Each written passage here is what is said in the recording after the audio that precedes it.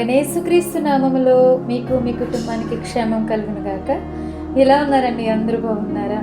దేవుడు మనతో మనందరితో ఏం మాట్లాడదలుచుకున్నారో చూద్దాం రండి. దేవుని యొద్దకు తిరుగుదాం.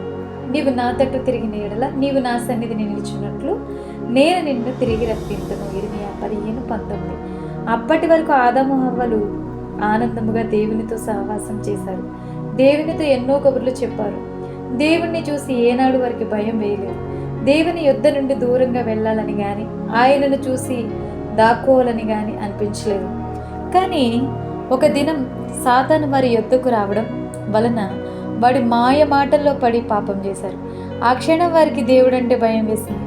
ఆ క్షణం వారికి దేవుని చూడాలంటే సిగ్గు అనిపించింది. ఆ క్షణం వారు దేవుని స్వరం విని దాక్కున్నారు. కారణం ఏంటంటే దేవునికి వారికి మధ్య అవిధేయత, పాపం, సాతాను అనేది ప్రవేశించింది.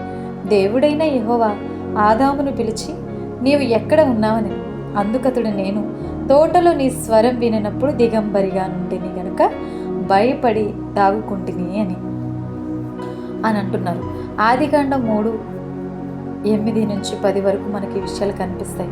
నేడు చాలా మందిని మందిరానికి వెళ్దాం రండి, ప్రార్థన చేసుకుందాం రండి అని పిలిచినప్పుడు పక్కనే మందిరం ఉన్నప్పటికీ కూడా, ఖాళీ సమయం ఉన్నప్పటికీ కూడా లేదండి మేము రాలేమంటూ ఏవేవో షాకులు చెప్తూ ఇళ్లలోనే ఉండిపోతూ ఉంటారు, తాక్కుంటారు. కారణం ఏంటంటే వారు కూడా ఏదో ఒక పాపంలో చిక్కుబడి ఉన్నారు. పైకి బాగానే కనిపిస్తున్నారు, అందరి వల్ల నవ్వుతూ ఆనందంగా కనిపిస్తున్నారు, కానీ దేవుని సన్నిధికి ప్రార్థనకి రాలేకపోతున్నారు. అంటే పాపం వారికి దేవునికి మధ్య అడ్డుగా ఉంది.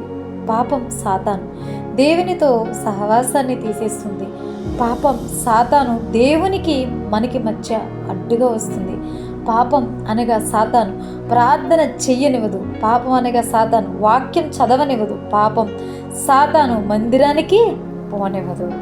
అందుకే అట్టి పాపం వల్ల ఆదాం దేవుని స్వరం విని తాను దిగంబరిగా ఉన్నాడని గుర్తించి పాపం చేశాడని దేవుడు తనకి ఇచ్చిన రక్షణ వస్త్రమును, నీతి వస్త్రమును కోల్పోయాడని గ్రహించి దాక్కున్నాడండి.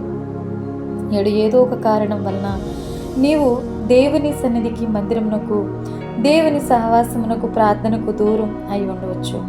దేవుడు నీకు ఇచ్చిన వస్త్రములను కోల్పోయి ఉండవచ్చు. కానీ ఆ స్థితిని ఆదాము వలె గ్రహించి స్థితిలో ఉన్నావా, లేక గ్రహించలేని స్థితిలో ఉన్నావా? దేవుని వాక్యం సెలవిస్తుంది, నీ ముఖకాంతిలో రహస్య పాపములు కనపడుచున్నవి. కీర్తనలు 98. రక్షింప నేరకి ఉండునట్లు యెహోవా హస్తం కొచ్చ కాలేదు, విననేరకి ఉండునట్లు ఆయన చెవులు మందం కాలేదు.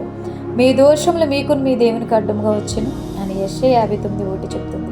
మన పాపములను మనం ఒప్పుకుని ఎడల ఆయన నమ్మదగిన వాడును, నీతిమంతుడును కనుక ఆయన మన పాపములను క్షమించి సమస్త దుర్నీతి నుండి మనలను పవిత్రులుగా చేయను.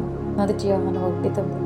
దేవుని వాక్యంలోనే, దేవుని సన్నిధిలోనే, దేవుని మందిరంలోనే, దేవుని వెలుగులోనే, దేవుని సహవాసంలోనే, దేవుని ముఖకాంతిలోనే మన రహస్య పాపాలనేవి బయటపడతాయి, తెలుస్తాయి. కానీ అట్టి దేవుని మందిరంనకే, అట్టి సహవాసమునకే మనం దూరం అయితే, పారిపోతే, దాక్కుంటే ఇంకా ఎక్కడ కూడా మనకి రక్షణ అనేది లభించదు.